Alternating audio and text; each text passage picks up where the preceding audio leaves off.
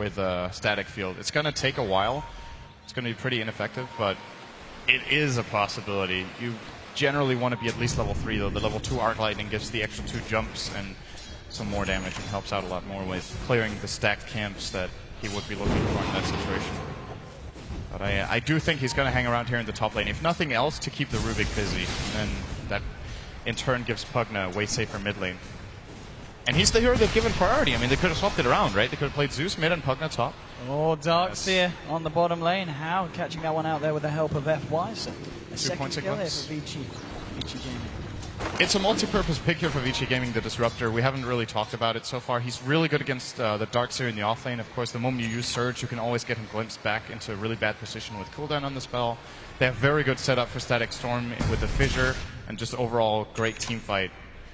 Static Storm, Fissure, Call Down, Zeus ult. Their entire team fight combo is actually ridiculous. So. You can already see, of course, Lanham here in the jungle, just starting to make some stacks up, ready and waiting for CTY to come in. And CTY actually getting caught out here with the Fissure as well. Super Mimic again will be able to bottle up the regen rune.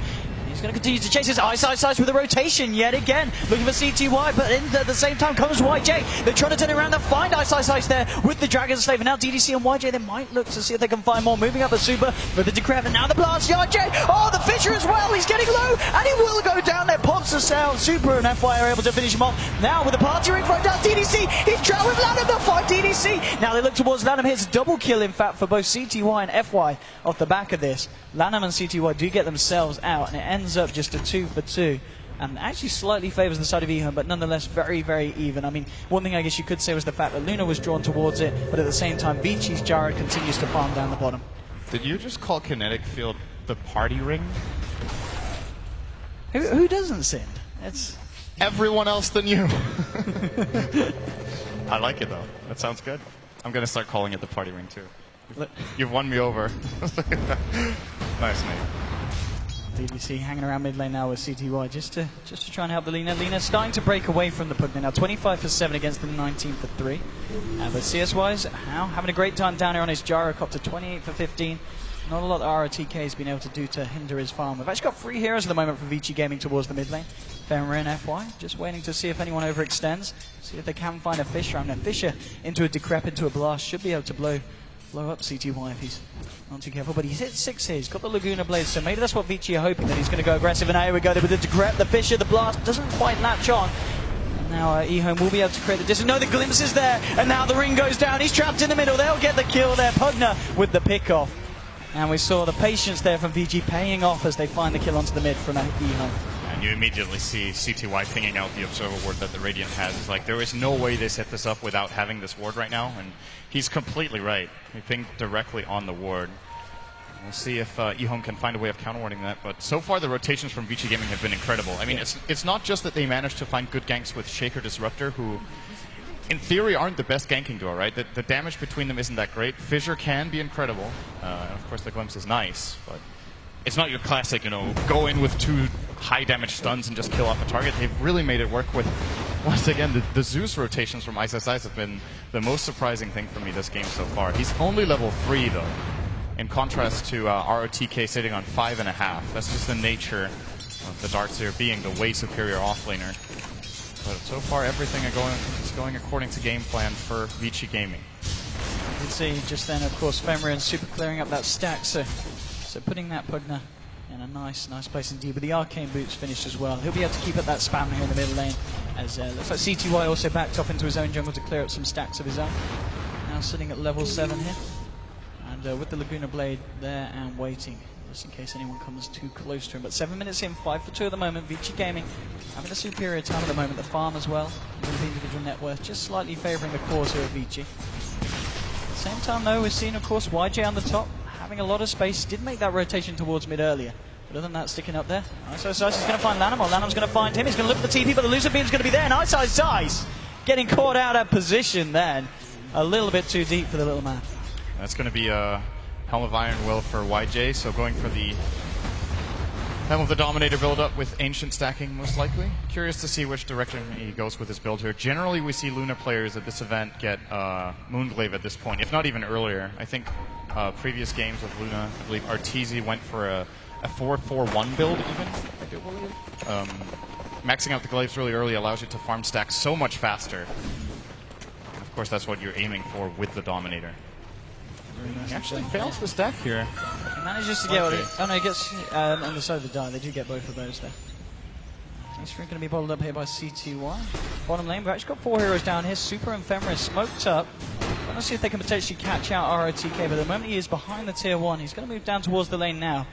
Let's see how close he comes out. They've revealed themselves now here, so he's not going to come any closer, and it looks like VG is just going to look for the push here.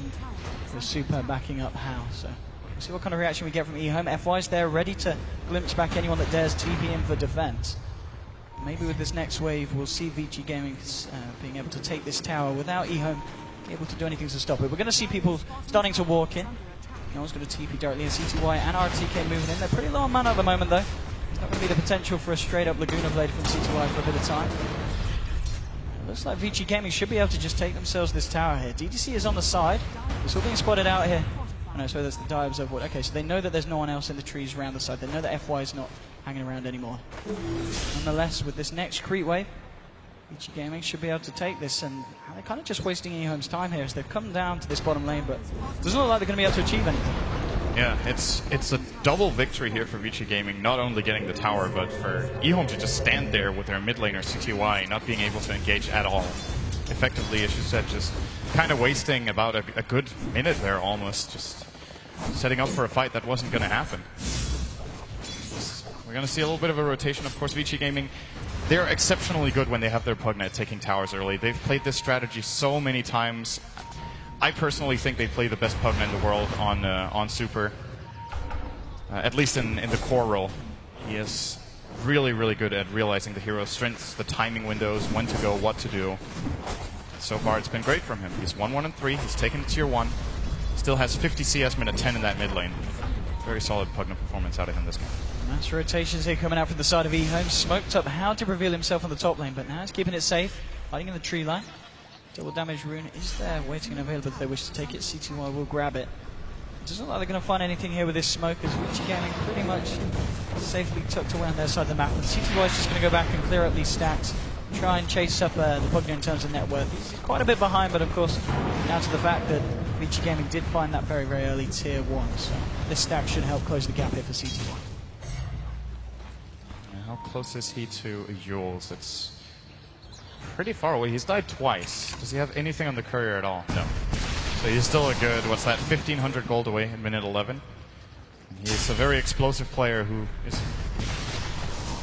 very, very good at taking advantage of an early lead, but that's not going to be the case for him this time around. As you said, though, good catch-up for him here at least. I think we're looking at what could be an 13-minute Yules, perhaps? Still got a way to go.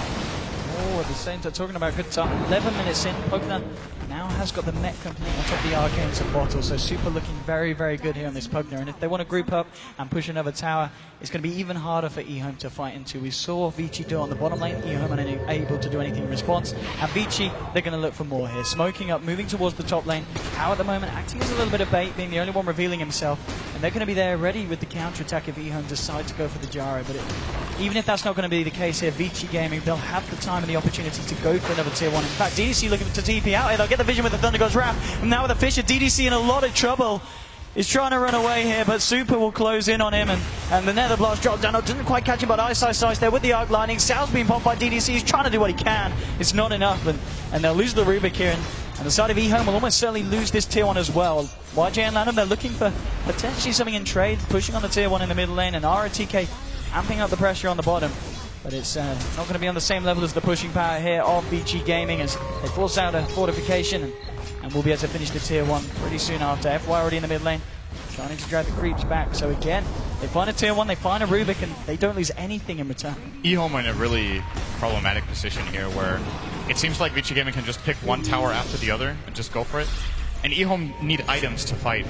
Their heroes just flat out get countered by this whole mech and AoE control combo. Luna has to come in close for the Eclipse. She'll get blown up. The Lina can play at somewhat of a range, but she still needs to get... Oh, Ice trying to DP out, but Lanham coming in here with the net. Now with the illusions hitting away. Super is there. Can he help him out? Looks like the Nether Blast will be enough to scare Lanham back off. So Ice keeps his life intact. He's going to be lucky for the time being. Bottom lane. We'll find Isaac to get the deny here, and now with the fish. Oh, the call out is going to hit onto 2. They've blown up RTK here on the darks here. FY should be able to find DDC as well. Down goes the kinetic field, it will trap him on the edge here. Femra is trying to move in. Light Striker is duped out. And it looks like the rest of E-Home will be able to escape here. Is he just going to let him sidelines?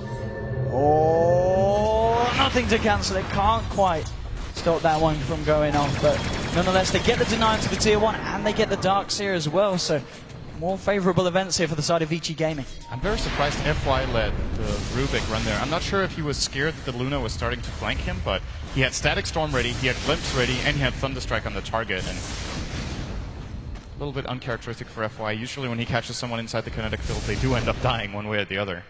But they let DDC get away. A little bit of a freebie there. At the same time, of course, Ice has had a bit of space in the mid lane. He's working towards his Midas. He's actually got the recipe already picked up here on the Zeus. So, considering the time he was having up top and the fact that he wasn't finding levels at all, this is going to be a pretty respectable timing for the off-lane Midas on Zeus. Yeah, that's what all this tower gold does. And of course, getting an assist as well as a kill doesn't hurt either. And he's going to become relevant. Like I really like this choice from Ice. I think a lot of the time Midas is actually a really good first item on Zeus because this hero scales exceptionally well into the late game, but doesn't have the best farming pace in comparison to a lot of other cores played, particularly in the mid lane. And in this off lane role, there's not so much pressure on him to perform right now. They'll get another tower here, more gold into the pocket of Vici Gaming. 14 minutes in, all the tier 1s taken from the side of E-Home. I mean, we can see already the fact that House sitting on 6.3k net worth here on this gyrocopter in a very, very good position. YJ trying to take what he can here from the enemy jungle. On top of the helm of the Dominator has the Ogre Club. At the same time, in comparison, Gyro How, he's nearly got the BKB completed. Only